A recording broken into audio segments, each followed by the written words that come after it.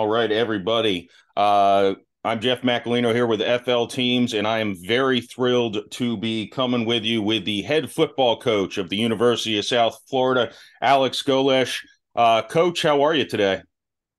Man, I'm doing awesome. How are you doing? I'm doing great. I'm doing great. Enjoying life in Florida. How have you acclimated? I know you did spend a season coaching at that school in Orlando, but how are you acclimating coming back to Florida? Yeah, I'm loving it. I haven't haven't been out and about. That's a common question, man. How do you like Tampa? Well, I love being in Florida. I love Tampa. I love what this community is. I haven't explored a whole lot other than official visits, but we will here at some point after we feel like we're in a spot where we can go explore. Yeah, I like the work ethic as a USF alum. um, I guess I'll kind of kick things off here with a question. I'll kind of personalize it as someone who went to USF. Back in 2007, I remember sitting in the front row of the student section when USF went into a game ranked number 5 in the country, spanked UCF silly. The next day, USF was ranked number 2 in the country. So I was lucky, the time I went to USF was kind of the heyday. And we've had some good days with Quentin Flowers at quarterback, but it's been kind of a rough little stretch here for USF. So you're coming into a situation where there has been some recent success, some significant recent success, but not in the last handful of years or so. What's your message, I guess, for the older Bulls fans and alumni like myself about what your vision for the program is? Yeah, I think the unique thing here is, like you said, it's in some ways been done before, in terms of winning some big games. How many different coffee cups you got, bro? I got my water here and my Um, my coffee in here. So yeah, I'm rolling with two. Man, impressive. But it's been done here to a point, in terms of, uh, we've won some marquee games. We've been right at the doorstep of winning championships, but it also hasn't been done here, in terms of winning a championship and having a chance to go and compete for a national championship. Those things have not been done yet. Mm-hmm. And so I think that's the exciting part is we get to embrace some of the positives, but also understand that we're getting to build a brand here. And the brand is whatever the vision of us as a staff, as a team, as a program, as an alumni base, as a donor base, get to make it. And so I think that's what's exciting about it is there's certainly expectations, in terms of what's expected of this place, but nobody's expectations are higher than our staff and what we're recruiting to. We're recruiting to a standard of competing for championships and eventually winning a national championship.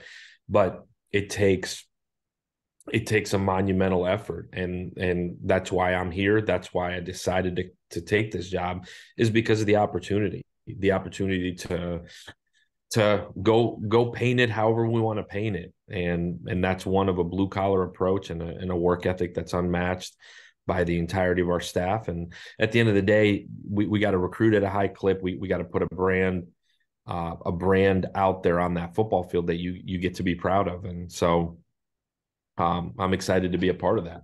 Yeah, and I'm excited that you are here as well. A couple things with that new identity and building. There's been a lot of talk about on-campus stadium. There's obviously been a lot of work in the practice facility and stuff like that as well. How important is that for the program potentially looking not only at recruiting but conference realignment, that stuff, and just the program in general? How much do you value that? The stadium itself, Jeff. Mm-hmm. Yeah, I think monumental, in every imaginable way.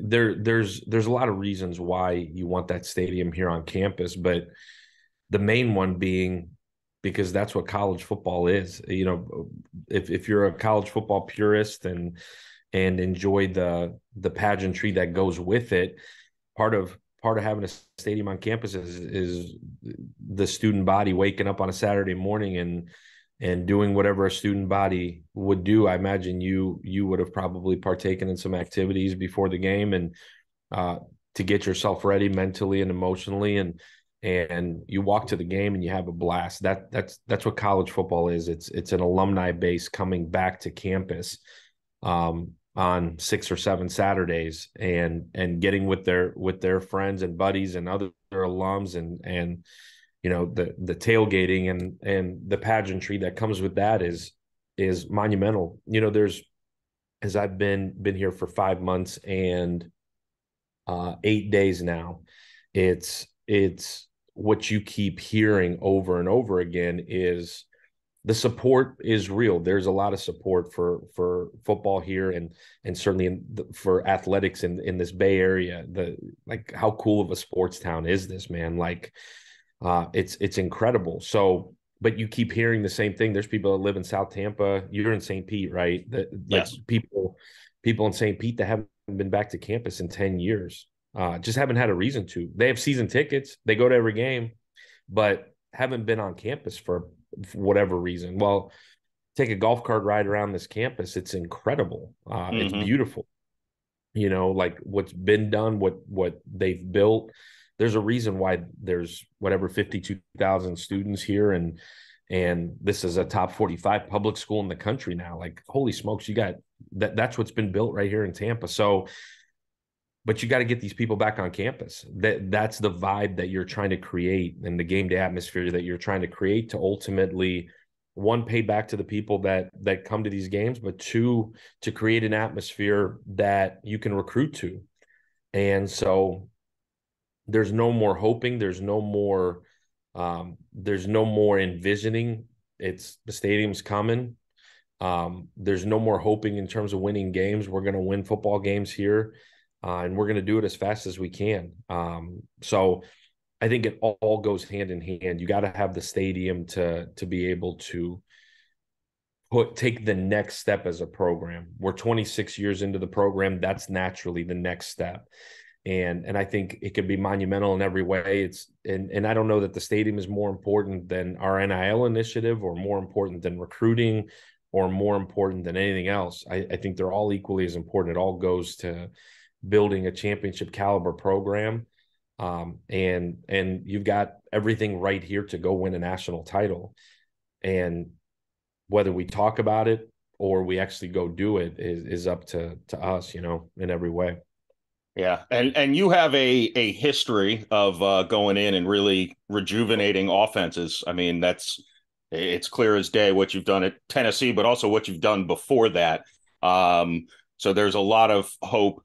Now, a lot of the skill position players that the fans may have been used to from the past couple of years have moved out, but there's also seemingly a overload of star power at the quarterback position. I mean, Bohannon, Brown, Archie, Izzy Carter. What's your vision with the quarterback? Is it just going to be blue collar where you're going to all compete? Or what's your plan there at this point? Yeah, I think, not to give you a token answer, but a little bit of the token answer is we're going to compete at every spot. Mm-hmm. But genuinely, we're going to compete at every spot. Quarterback is one that I think it's funny here, just like everywhere else, but you guys talk about years of success, right? And you throw out with those years of success, it's like, well, there's Matt Grothe, and then there was, you know, Quentin Flowers, and then there was BJ Daniels, and like you're combining really good teams with a really good quarterback. Mm-hmm. So it's pretty easy to understand that it starts with that spot, certainly offensively. You know, I'm really excited about Gary. You know, we haven't seen him full go yet. He's coming off the shoulder, the labrum in the fall. He's throwing the football now, which has been incredible to be able to see him get back into that. But that kid also, he legitimately took more reps than anybody else in the spring because he took every single 1, 2, and 3 rep from behind the whoever the quarterback that was in there, Mm. and literally took from the footwork to the drop to all of it behind us. So mentally, he's been incredible. Physically, he's really come along. Now it's just a matter of him getting back into what it is to be in, under behind the center. And I almost said under center there for a sec, Jeff. I don't know where I was going with that, but it's really cool to actually see him. Like, he comes up here every morning and is just lit up because he's excited to be throwing again. So his rehab has gone really well, and that's really a credit to him because of how hard he's worked at it. And then Byron Brown, a young man that played in 2 games and really did a solid job offensively in 2 losses at the end of the year. And like, his body of work was really interesting going in. I think he took a huge step this spring in every aspect, certainly as a leader. But I really think that Byram is one of the better athletes on this team, just in general, which I didn't know that. You watch his high school film, you watch the last 2 games last year. He did a good job with a lot of different things, but I didn't know he was the athlete that he was. And we went through winter workouts, and I kept saying that in our staff meeting, waiting for somebody to say, man, like, you're crazy. And everybody's like, yeah, he really is, really a phenomenal athlete. And he had a really good spring. He got better every day. Took a little step back in our first scrimmage, and then took a monumental step in his second scrimmage. And then I thought he had a good spring game and really commanded the offense really well. Then we brought Bryce Archie here, and Bryce is a young man that I had actually recruited at, like you said, down the road. And he was our top target there. We left. He goes to Coastal Carolina, and I was so excited to get him here because he ran a version of our offense in high school. He understands it. He sees the game in a really cool way. High end baseball player too. He's a phenomenal athlete himself. And for him, it was just getting settled into being his new teammates, life in Tampa, all of it. And so it took him a second to adjust. But I thought as the spring went, he kept taking steps forward. And I also think ended up having a really good spring. And then, like you said, you got Izzy Carter coming in, who, man, I've been watching Izzy, and I've been recruiting Izzy for a really, really long time. So it was cool to get that flip at the end there, because he had been committed to a school out west for a long time. And, I think it just kind of worked out how they had a coaching change. He wanted to be in this offense. I think after a lot of work with Joel Gordon and all of us, I think it just made sense for him. He wanted to be here, wanted to be in this offense, wanted to play for us, and we wanted him here. He's a phenomenal talent, a special young man. So excited about Izzy. And we got Ryan Bulldog here, who was a walk-on who did a really good job this spring too, grasping it. Really smart kid, has a really good arm. I really like that room. And more than even the football, I like hanging out in that room. Like, those are a bunch of cool dudes. Like, all those guys I would actually hang out with in college. That's how I equate if it's a cool room or not. Is, man, would I like to hang out with these guys? And I do. Like, I love going in there. They love to learn. They're here all day. Like they are what you think quarterbacks should be. They literally are here all day. And it's like a competition for who could spend more time watching film and preparing. And so I love that group, and I'm excited about it. And I think it starts there. And you guys saw last year, sometimes you got to play 3 or 4 of them. Gosh, Yeah. I really hope we're not sitting in that situation, but I'm excited for the competition. And to be honest with you, Jeff, I think what's really cool is they're excited for the competition. Yeah, well, that's I love that. I love that room. Obviously, not knowing them personally, but yeah, it's a lot of talent.